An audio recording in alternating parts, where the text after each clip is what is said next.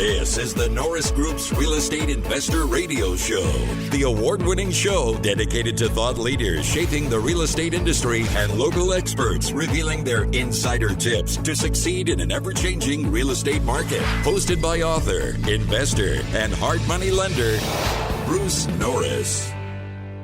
The Norris Group proudly presents our 14th annual award-winning event, I Survived Real Estate. Industry experts join Bruce and Aaron Norris to discuss evolving industry trends, real estate bubbles, inflation, and opportunities emerging for real estate professionals. All proceeds from the event benefit Make-A-Wish and St. Jude Children's Research Hospital. Thanks for joining us. Once again, our special guest today is Mike Cantu. Right. No, I did a deal at the beginning of the year, Bruce. It was a fantastic deal, and part of the deal was that I kept the tenant in the house that's been there for 25 years, but I was buying it at about a third of value. It was a husband and wife, and she had inherited it, and she had managed it for years and put a new roof on it and then was basically done with it. We worked it out. She did tell me she had offers substantially higher than mine, but as long as I left the tenant there, we were in business. Now, there was nothing for me to honor that deal, but I thought, oh, no, that's good karma. If you make a deal with a seller, even if it's not in writing, you got to uphold your end of the deal. So numbers wise, I paid $130 for a $350 house. It's probably a $380 house now, but came with a tenant who's a hoarder, lots of junk, and when he leaves, that's going to be a lot of dumpsters. Yeah, that will be. And he's paying about half market rent, and that was also part of the deal. I left him in there and don't raise his rent for a while. Okay, well, it's a bank account that's going to happen in the future. Yes, there was actually 2 of those at the beginning of the year, and I had discussed, I had mentioned my parts and tools theory to you that you made some comments about, and the 3 houses that I kept this year, 2 of them are tools and 1 of them is a part, and there's enough equity in the 2 if they're sold to pay off the 1 part, the keeper house. Explain the tools and parts theory though to everybody. Okay, parts and tools. There's only 2 categories for all real estate that comes across my desk: parts and tools. The parts are what you're assembling your retirement with. That is your good stuff that's going to take care of you in your old age. And tools are all the other real estate: a wholesale deal, a retail deal, an interim keep that you harvest the equity later. But all of the tools jobs is to pay off your parts.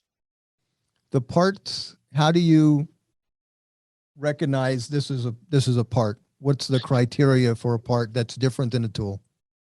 In my world, Bruce, it boils down to location first, structure second. I've always preached keep the good stuff. The only regrets I have, the real regrets, and they're not even that big of regrets because I did keep lots and lots of good stuff, but I sold some good houses out of necessity over the years, and it kind of disappoints me looking back, but I'm going to say there's probably between 20 and 30 over all the hundreds and hundreds of deals that I remorse over. So I always tell people, keep the good stuff. That's when you know this is a great house. This will serve me later on in life, and it will attract good tenants. That is one of the biggest components there. What kind of tenant draw are you going to have from this house? A bunch of wrong houses, you'll go out of business, out of the management business quickly. And with good houses, people will stay for a long, long time. I've always had the goal to be the best landlord I could possibly be. And I've always had the attitude, this is not an adversarial situation. We're team members. I'm captain of the team, but we're on the same team. And both of our goals is to make this work for the long haul and make it work for both of us. So I do maintain rentals. I've got lots of stuff. I've had some stuff now 30 plus years, but it's I made the comment the other day, these things don't fly themselves and they don't land themselves, nor do they maintain themselves, to where in the last few years, I've had stuff that I rehabbed 20, 25 years ago that they've either gone vacant, and I put between 20 and 30,000 getting them back to what I want to have the best tenant selection possible. So I do a really nice rental rehab, and it's the right house in the right neighborhood. I've got lots of tenants that have been with me that I had rented to over 20 years. Some houses, I've got a house in Claremont that when I bought the house, the couple had been there 31 years as tenants, and that was 2002 that I bought the house. And the man passed away a few years ago, but the lady's still there. She's in her 90s, pays like clockwork, and Wow. That makes being a landlord real easy. Yeah, that's true. No, I like, one thing that's always been interesting to me, because I shied away from education because I was suspicious of it. My first seminar is actually one I gave, which is really kind of an arrogant mistake. But you've always made it a habit to attend lots of education seminars over the 40 years. And I know that you probably know more than the speaker most of the time. So why was that always an important thing for you to do? Multiple reasons, Bruce. One, I love being exposed to alternative thought processes that they don't teach you in school, especially being exposed to those by somebody that's done extremely well in life. And I'm always looking to better my life, but I tell people that you get your physical nutrition every day by way of food, but you also need your mental nutrition, to where, I'm a reading fanatic, an hour a day, but I figure if I'm going to be involved in this game for my entire life, early on I realized this is it. This does it for me. There's no ceiling on your income ability in this business. Real estate entrepreneurship has no ceiling, to where it boils down to education. And then as I went through the first downturn and I watched a lot of people go on and do different things for the rest of their life, I thought, and looking back, the second down market I went through, I realized that most of the people that keep getting rinsed off the playing floor is lack of education and not knowing how to structure going in and not how to deal with the challenges in a down market. So I became obsessed with the real estate education. After I went to that first seminar, Bruce, I went to the bookstore, bought every book they had on real estate investing. I went to community college. I took real estate principles, appraisal, escrow procedures, investment analysis and exchange. Every single real estate class community college offered, I took that. And I had an insatiable appetite for knowledge in the real estate arena, and I still do. I'm fascinated by it. When was the first time you got asked to speak in front of an audience to share what you knew? I turned down lots and lots. I got asked several times, but the first one that got me to raise my hand and commit, well, I didn't. That was an interesting one myself. That was very interesting. It was Jack Miller, and that was back in 2003. He asked me to go to lunch at one of his seminars, and he asked me would I be interested in giving a talk on wholesaling, and I said, well, not really. And his objection handling techniques were a lot better than mine. And all of a sudden, this arm came over the table, and I thought, what's he doing? He's going to grab me. And next thing you know, two hands were shaking. And I thought, oh, that's just two hands. Wait a minute, that's my hand. So it was kind of a strange situation, because at that time, Jack was my education hero and still is.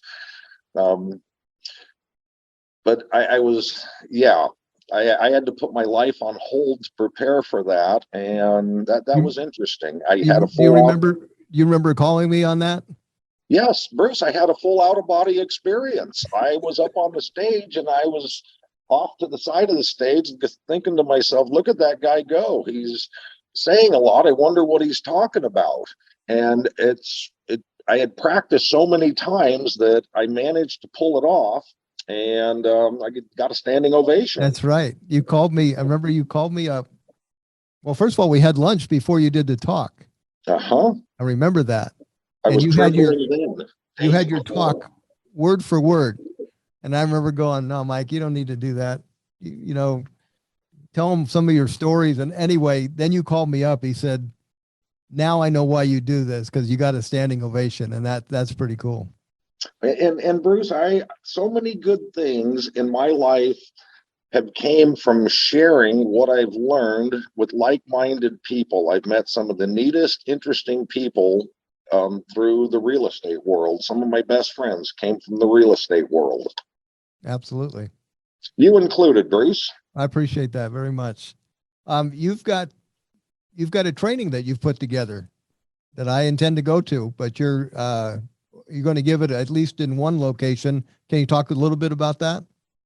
Yes, I'm not sure how long it's going to go, Bruce, but it was Bill Tan originally hit me up because next April is my 40th year as a full-time real estate entrepreneur. And he asked me if I would share some things I've learned. And the topic I came up with was 40 things I've learned in 40 years as a full-time real estate entrepreneur and some other stuff. So there's going to be some other stuff in there too. Not sure what. I've been taking notes for the last 4 months. I'm sure I'm past the 40 things I've learned, but whatever it is, I'm going to narrow it down and try and keep the best of the best in there and just share what's worked, what hasn't worked, and the truths that I've learned. This going to be in a one-day seminar? Yes, at best. At best, it'll be one day. It may be a half day. I'm not sure, Bruce. Okay. You know what? I just want to let you know, as somebody that's done this business for, a long time, when I hear you speak, I would say more great information per minute comes from anything you do than anybody I've heard. Well, I thank you for the compliment, Bruce. I'll tell you, that comes from me sitting in the audience. I cannot stand an unprepared speaker and a lot of ums and ahs and then they go rambling on. That drives me nuts. I'm there to take notes, and I'm very stingy with my evenings and weekends. And if I've sacrificed one, I have I'm a big note taker too, so I want to get some good stuff out of it. And I try and do the same when I'm the speaker. I think, okay, most of the people here have an agenda. They want good stuff, and I'm here to deliver. What's set Jack Miller apart? Because I know that you think very highly of many other trainers, but what set him apart? The most creative, out of the box thinking person I think I've ever met. And with a lifetime obsession with the sport of real estate. I hands down to this day, I've never met anybody that was even remotely as knowledgeable on specialized topics, the overall concept, to where when I discovered Jack Miller, he would typically give 12 seminars a year scattered all over the United States. You never knew what they were. And usually when you went to the seminar, you got 2 seminars. He would tell you, take the book home and read it. And usually within the first half hour, he'd hang a hard right and go off on tangents, all pertinent to the topic, but having nothing to do with the book. So I would be taking notes as fast as I could. And then at night in my hotel room, I would be reading the workbook. And his thought process has just absolutely fascinated me with all of the ways he was able to extract money out of real estate, money and benefits. I attended only one of his seminars, and it was in California. It was on exchanges. And there was a really specific reason why I went there, because I was trying to figure out how to buy the 93 building lots in Palm Springs. And He did exactly what you said. I had a notebook I was ready to take notes on, what he gave you. And he never stuck with it. So it was over my head too. But I did end up making the deal, which was funny anyway. But what about outside of the real estate world of trainers? Do you have a favorite business mentor thinker? Not so much in the business world, Bruce, in the personal development. That's kind of what I meant. Yeah. Yes, that is I love that arena. And Jim Rohn has always been front and center in that arena. That I listen to him on YouTube. I think, every book he's ever written. And I do love Jim Rohn. Now, did you know of him before you and I? Yes. Okay, you knew of him before then. Wow, that's interesting. Yes, and when you had him back in 2005 at your Millionaire Maker class, and he was the keynote speaker, and I spoke before him, that was one of the big highlights of my real estate career, was being on the same stage as Jim Rohn and getting a compliment out of him. Wow, no kidding.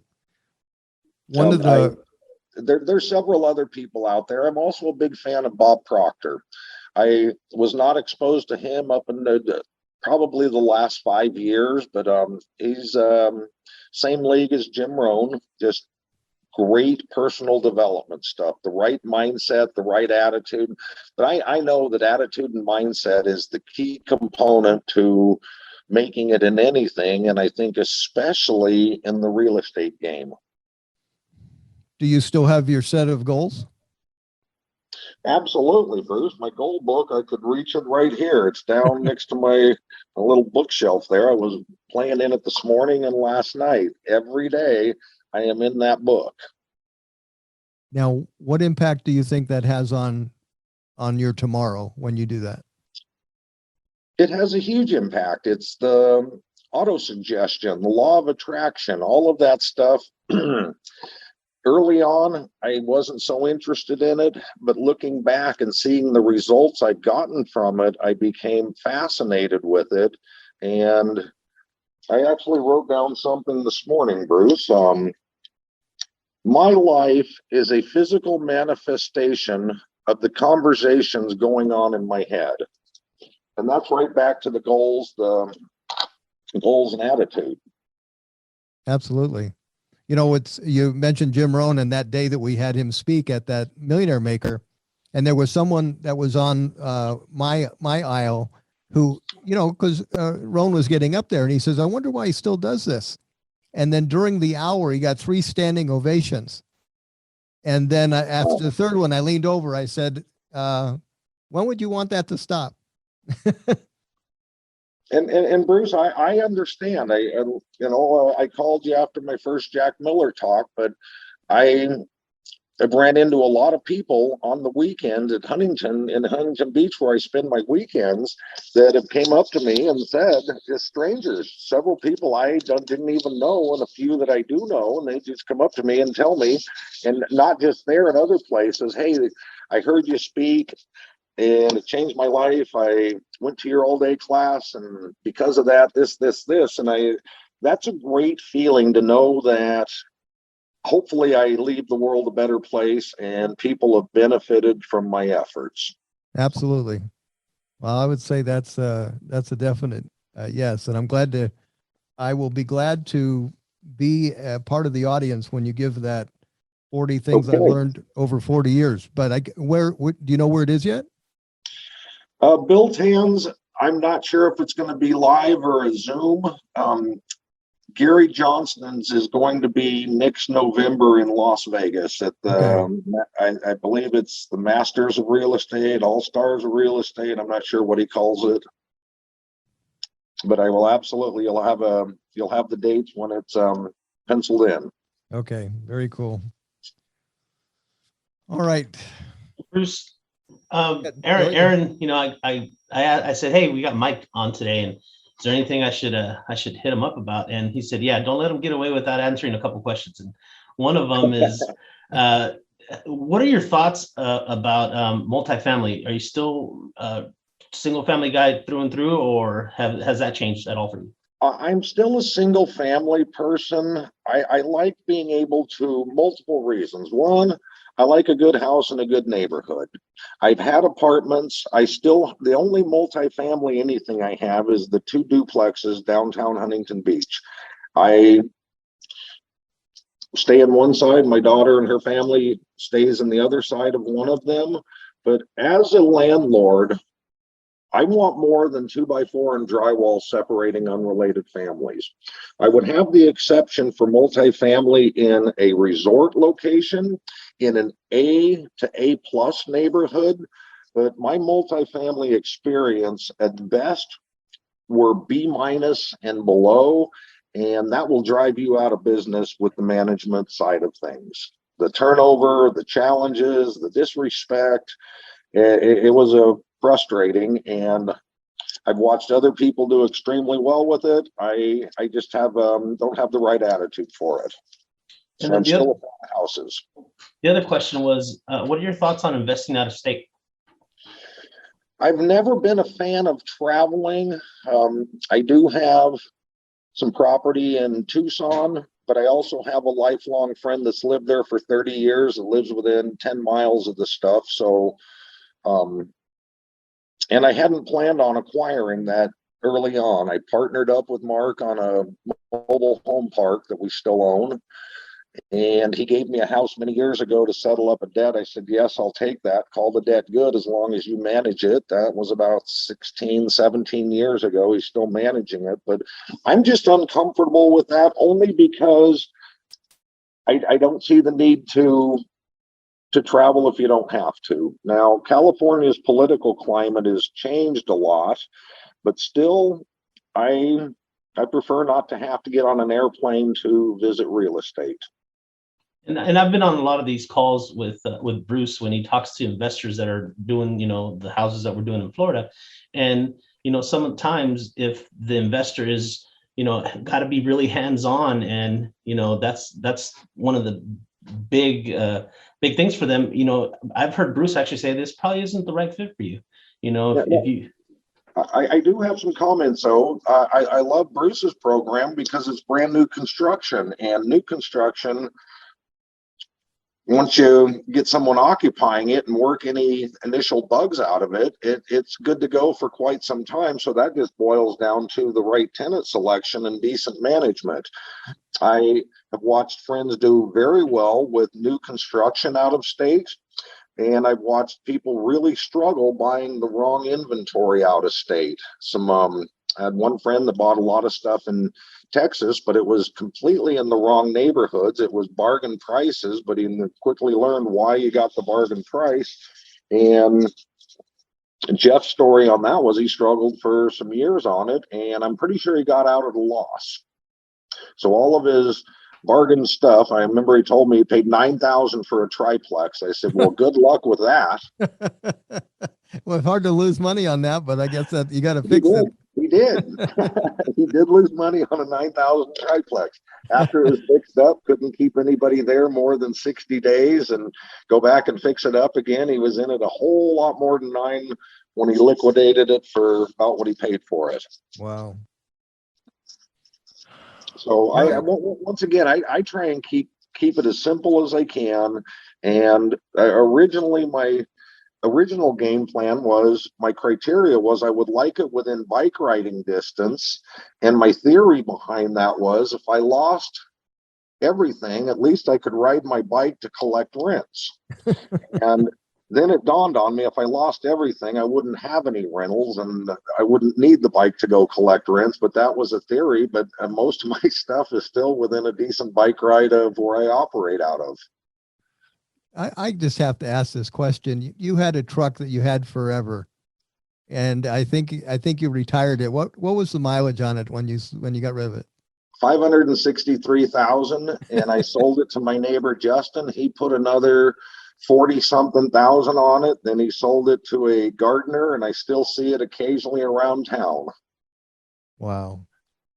And you bought a new one? Yeah, well, my new one now has 125,000 on it. See, Bruce, I was reluctant.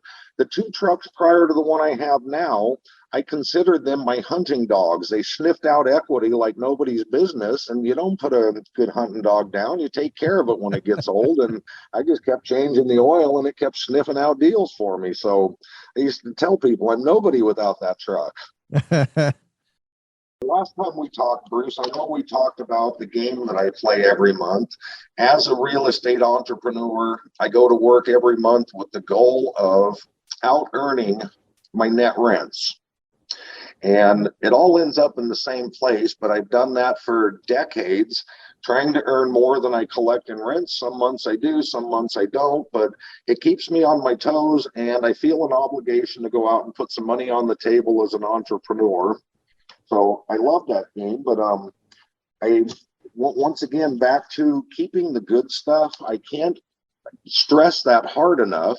And last year, I know we had crazy appreciation, which was not the norm, but I did an interesting one to where I totaled up entrepreneurial earnings and net rent earnings, and I combined those together, and I was kind of surprised. I thought, wow, okay, that looks good. But then I looked at the appreciation from just having my name on some good real estate, and it about tripled that.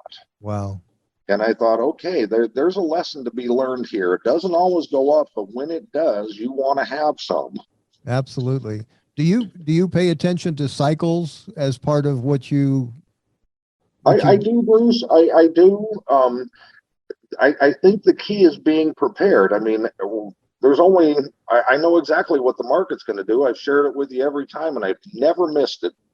It's going to go up, down, or stay the same. And we know that. And I say be prepared accordingly for any of those three scenarios. You don't want to be too far out on a limb and have the market go out from under you. That was the first 10 years of my real estate career. The market changed, and I had no idea about market cycles. So yes, it's important to stay on top of that, constantly watch your debt load.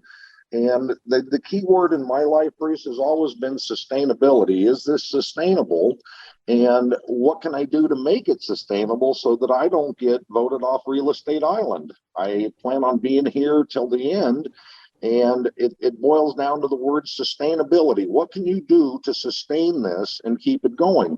The two examples I like is the house I live in during the week and the place I live in during the weekend. From a sustainability standpoint, and my office down the street from my house is on the same boat here, to where I live on a big piece of property with two houses. The house towards the front to the east, that rent alone covers 100% of everything to do with my house. Everything, all the bills, utilities, gardener, property taxes, everything. So there's actually a positive cash flow there. And so the sustainability of that is there. And then the weekend place is two duplexes that, once again, my daughter uses one side, I use the other. The two rents from the other duplex more than cover everything to do with that property and a lot of the maintenance. And that one is completely sustainable, to where I try and put myself in a position to where you don't have to go backwards. I went backwards early on and I didn't like it. I don't like downgrading and taking steps backwards. So sustainability has been a huge word in my vocabulary.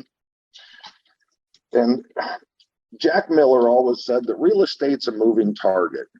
Every year it's a different playing field. The rules change and the numbers are different. And this year is certainly no exception to that. And I always try and be mindful of that this is a moving target. There's always a game to play. We figure out what the game is for the year and then try and milk it for all it's worth. But it's a moving target. What I'm doing now is quite different than what I used to do years ago. I think I mentioned to you, Bruce, and my new job title I gave myself 4 or 5 years ago was real estate dumpster diver. That I have dredged up some real beauties that where I think, wow, and there's a buyer for all of this stuff. In fact, there's multiple buyers for all of that stuff. So early on, I would never deal with that, but I realized it's a very profitable arena, not something I want to do, but I enjoy wholesaling it. I enjoy making the deals, but that's a moving target. And I am a fan of getting stuff free and clear as soon as you can. 30 years is a long time for something to amortize. I shared the parts and tools theory. I have many more. I love to buy 4, sell 3, keep 1. If you're buying them right, you should be able to buy 4, sell 3 of them, and have the 4th one free and clear. I gave the example earlier of the 3 I kept this year. That would be buy 3, sell 2, and keep 1 free and clear, which eventually will happen. I'm always trying to add to my monthly income, the cash flow. That's back to the sustainability side. And the goals have always been the driver. But for most of my real estate career, one of the questions I always ask before I disposed of a deal or made my final decision, is this getting me closer to retirement? I always wanted to get to the point where it was a sport that I enjoyed playing, not something I had to do to earn a living. Right. Hey, just so you know, you definitely inspired me when you started clearing things free and clear. There's a little bit of a competitor in me, and I went, okay, Yeah, Mike can do that. And I know Mick was not happy with you when you paid off fixed debt. No, he's not. But but Mick was not a single parent with a young daughter. And I thought, I can't screw this one up. And my whole plan was to give the houses job descriptions after they got paid off. Most people's lives have recurring expenses, the 30-day cycle of life. And if you can have an income stream to take care of that recurring expense, if you get enough of them, you can have 100% of your income or your expenses accounted for. And at that point, you're technically financially free. And that was the goal. I allocated houses for different things and eventually got there. But that was always the focus, is create the cash flow. I grew up with military discipline, Bruce, and did not care for it at all. Cannot stand to be told what to do to this day. Like I said, my whole goal in life has always been to wake up every day and do whatever the heck I want to do and have the money to do it. I have friends that have done a whole lot better than me, but the first question I ask them is, tell me about your day. What time do you get up? What's it consist of? Do you meetings, weekends, appointments, nice clothes, all of the stuff that I'm not a fan of? And I always ask them what drives them. So I'm a very curious person, but it's important to know what you want out of this thing called life. And once again, I want to do whatever I want to do and have the funds to do it. And real estate, I think for the working class person, hands down, is the best way to get there. Absolutely. Like you say, you have a methodical plan. A lot of people don't. Well, maybe they do realize it's a long time, but it was a long time for you to pay off that first 10 houses. That was a journey. A very long time. I'll never forget when a very good friend of mine, Art, we'd been in business about a dozen years, and we were having lunch, and he real seriously said, so tell me, Mike, do we ever get to the point where we pay off all of the credit lines, all of the credit cards, and actually have a positive cash flow and money in the bank? And I just laughed at him. I said, of course not. You just keep going. And I was joking, but yes, that's always been the goal. And I never take your eye off the prize. That's where the goal book comes in. I am still a fan of last night before I went to bed. This morning after I got up, I read my goal book. It'll get looked at tonight, and it consists of 1 month, 3 months, 6 months, 1 year, 3 year, 5, 10 years, and a lot of inspiring stuff in there to where all I ask out of myself and anybody that I associate with, I use Jim Rohn's term. We want measurable progress in reasonable time. And as I go through my goal book, I say, well, I had this one written down last year and nothing's happened. Where's the measurable progress in reasonable time? What do I have to do? Do I have to modify it, eliminate it, or come up with an action plan on it? That's great that you do that every day. And I definitely am with you on how impactful that is, because there's times, I'm sure you've experienced this, where you have an inspiration where you want something for the first time. and you write it down and you read it, and the next day you buy it, you put it in escrow, and you're just going, what the heck? It's the law of attraction, Bruce, that when you are very specific on what you want, the universe conspires to make it happen. That's been my experience. And I've had one too many miracles to where I thought I could never dispute the law of attraction theory. Throw it out to the universe with sincerity and clarity and see what happens. Yep. I have experienced that and am fascinated by it as well. Hey, Mike, hearing your stories, and I was a college baseball player, and one of my teammates introduced me to punk rock, and I've been a punk rocker ever since. And being that you're in Huntington Beach, you're a skateboarder, you don't like being told what to do. I mean, are you a punk rocker? I went through my punk rock phase. I am still punk rocker at heart. I'm also heavy metal headbanger. I love my music. So yes, and I was going to say, my childhood dream up until I was 12 years old is I was going to be the shortstop for the Dodgers. I was going to take Maury Will's job away. There was never a doubt. That was my chosen path. And then somewhere around 8th grade, I got a surfboard, got a girlfriend, started parting my hair down the middle, and it went downhill from there. All right, Mike, we better end it. I'm going to look forward to hearing you speak. That sounds wonderful, Bruce. Always my pleasure. Thanks for having me. All right, Mike. Thanks a lot. See isurvivedrealestate.com for event details, information on all our generous sponsors, and to connect with our speakers. For more information on hard money loans and upcoming events with the Norris Group, check out thenorrisgroup.com. For information on passive investing with trust deeds, visit tngtrustdeeds.com. The Norris Group originates and services loans in California and Florida under California DRE License 012-19911, Florida Mortgage Lender License 1577, and NMLS License 1623669. For more information on hard money lending, go to thenorrisgroup.com and click the Hard Money tab.